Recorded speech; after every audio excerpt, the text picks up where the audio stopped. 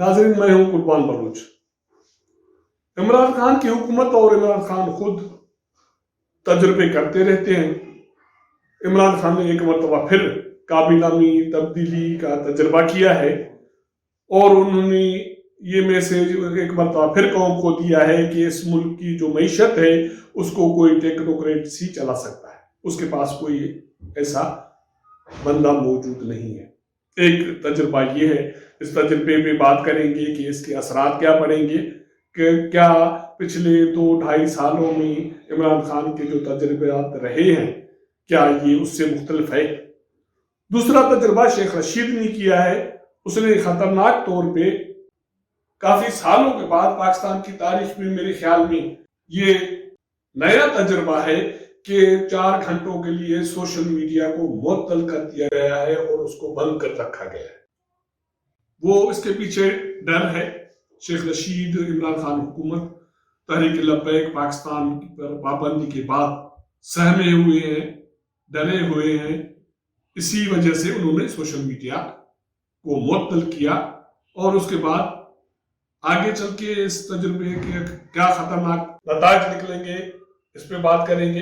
अगर मेरा ये चैनल दोस्तों ने सब्सक्राइब नहीं किया, ये नए दोस्त देख रहे हैं तो उसको सब्सक्राइब करें, वॉच करें, शेयर करें। तो बात हो रही थी इमरान खान की काबीना में तब्दीली के तजुर्बात की। मेरे ख्याल में कि ये तकरीबन 27-28 माह या हुए हैं, या ये कहा जा सकता है कि उससे भी ज्यादा, राउंड अबाउट कोई 3 साल के करीब इस अरसे में ये चौथी मरतबा है कि काबीना में तब्दीली लाई गई है। तब्दीली क्या लानी है? वज़ारत खजाना मौजूदा इमरान खान की हुकूमत से नहीं चल पा रही। वज़ारत खजाना क्या नहीं चल पा रही, मईशत का जो पहिया है वो नहीं चल पा रहा। इस पे तजुर्बात इमरान खान करते आ रहे हैं। पहले असद उमर साहब आए, फिर डॉक्टर हफीज शेख आए, उसके बाद 1-1.5 माह के लिए हमाद अजहर साहब ने भी थोड़ा मजा लिया, मुबारकबाद ली और ईसीसी के मीटिंग्स किए। ईसीसी का एक मीटिंग तो ऐसी की जिसका फैसला उसको वापस लेना पड़ा, या काबीना को वो फैसला वापस लेना पड़ा। वो किसके कहने पे पड़ा ये तो माजी है, हम अभी की बात कर रहे हैं। तो इमरान खान ने अभी वज़ारत खजाना में शौकत तरीन साहब को लाए हैं। शौकत तरीन किसी से ढका छुपा नहीं है, पुराना चेहरा है और टेक्नोक्रेट है, और वो वज़ारत खजाना में अपने तजुर्बात पूरा माजी में भी करता आ रहा है। वो डिक्टेटर का दौर हो, वो जमहूरी दौर हो, वो केयर टेकर दौर हो, वो दावे भी करता रहा है, लेकिन उसके दावे कहीं भी कोई अच्छा नतीजा नहीं दे सके। लेकिन उसके बावजूद इमरान खान शौकत तरीन साहब को ले आए हैं, उनको वज़ारत खजाना और रेवेन्यू का कलमदार दे दिया गया है। अब देखना यह है कि शौकत तरीन साहब क्या करते हैं वज़ारत खजाना के साथ, मुल्क की मईशत के साथ। उनके साथ कुछ करें ना करें, लेकिन बजट में हम जैसे लोगों को होशियार जरूर रहना चाहिए, क्योंकि आपको याद है कि 2 दिन पहले IMF के साथ जो शराइत हुकूमत ने तय किए वो मंजर पे आए हैं। उसके मुताबिक तकरीबन कोई 1500 अरब रुपए के नए टैक्सेस, या ये आप कह सकते हैं कि नई आमदनी हुकूमत को लानी है। IMF के साथ जो मुआहदा हुआ है, जो शराइत तय हुए, 1500 अरब कहां से आएंगे, कौन देगा, ये तो कोई ढकी छुपी बात है ही नहीं, क्योंकि हम ही देंगे। जो जिसके जिस्म पे कोई और भी कपड़ा कोई रह गया है, कोई कोट, कोई कमीज, तो वो भी शायद उसको बेच के ये देना पड़े। लेकिन ये तजुर्बा कैसा रहेगा ये इसका आपको पता चल जाएगा जून जुलाई तक। लेकिन हम बात कर रहे थे काबीना में अचानक तब्दीलियों की। अचानक क्या, मैं ये तो बता चुका कि तकरीबन ये चौथी मर्तबा है। अब वज़ीर-ए-आज़म इमरान खान ने क्या किया है कि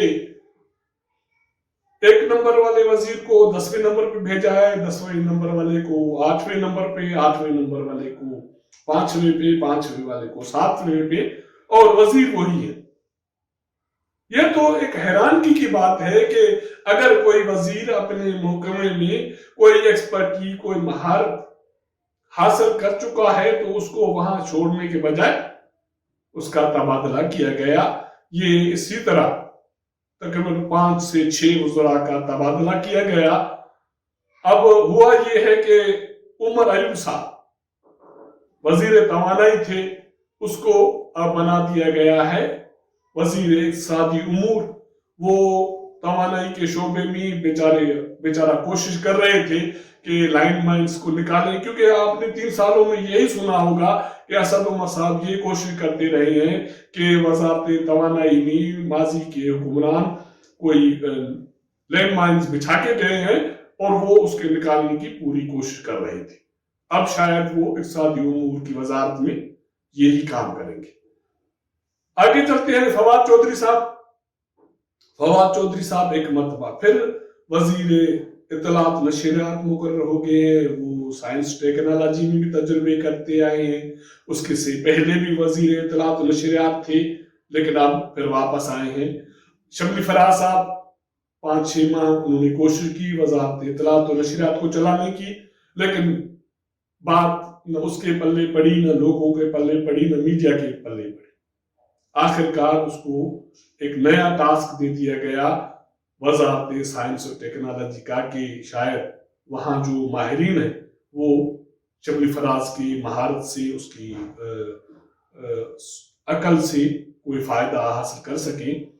حماد اظہر صاحب، حماد اظہر کو اگر بہتر طریقے سے دیکھا جائے یا صحیح طریقے سے دیکھا جائے تو یہ کہا جا سکتا ہے کہ اس کو فی الحال کھڈے لائن لگا دیا گیا ہے، کیونکہ اس کے پاس اقتصادی امور کی وزارت رہی ہے، ریونیو، اس کے بعد اب ریسنٹلی اس کو وزارت خزانہ کا قلمدان دے دیا گیا تھا، لیکن اب اس کو بھیجا گیا ہے توانائی ڈویژن میں، وہ توانائی کے وزیر ہوں گے۔ خسرو بختیار صاحب، خسرو بختیار کو پھر سے اس کی وزارت چینج کی ہے، اس کا قلمدان چینج کیا ہے، اس کو دے دیا گیا ہے صنعت و پیداوار۔ ایک بات مجھے ابھی تک سمجھ میں نہیں آ رہی ہے کہ کامرس، صنعت و پیداوار میرے خیال میں رزاق داؤد کے پاس تھے، اگر صنعت و پیداوار اس سے واپس لے کے خسرو بختیار صاحب کو دے دیے گئے تو رزاق داؤد صاحب کیا کریں گے؟ کیونکہ کچھ دن پہلے آپ کو یاد ہے کہ صنعت و پیداوار کی وزارت نے ECC کو یہ سمری بھیجی تھی کہ انڈیا سے چینی اور کاٹن یار امپورٹ کی جائے، ECC نے اس کی منظوری دی تھی۔ اس کے بعد کابینہ نے اس فیصلے کو ریجیکٹ کیا تھا اور ناراضگی کا اظہار کیا گیا تھا۔ تو کیا اب رزاق داؤد بھی کابینہ میں رہیں گے یا نہیں رہیں گے؟ یہ تو تجربہ ہو گیا وزیر اعظم عمران خان کا۔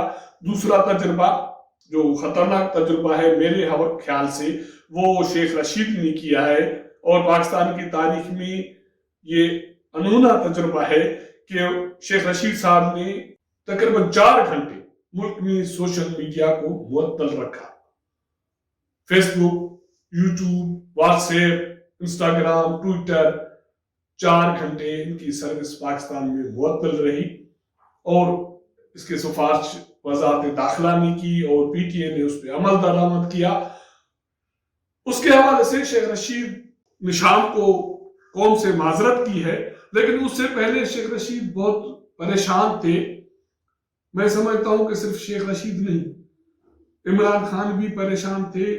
آج جا کے ان کے سانس میں کچھ بحالی ہوئی ہے، کیونکہ تحریک لبیک پاکستان پہ پابندی نافذ کرنے کے بعد، اس کو کالعدم قرار دینے کے بعد یہ حکومت سخت پریشان تھی، اور سوشل میڈیا کے سروس معطلی کا جو قدم اٹھایا گیا تھا وہ بھی اسی کی روشنی میں کیا گیا تھا۔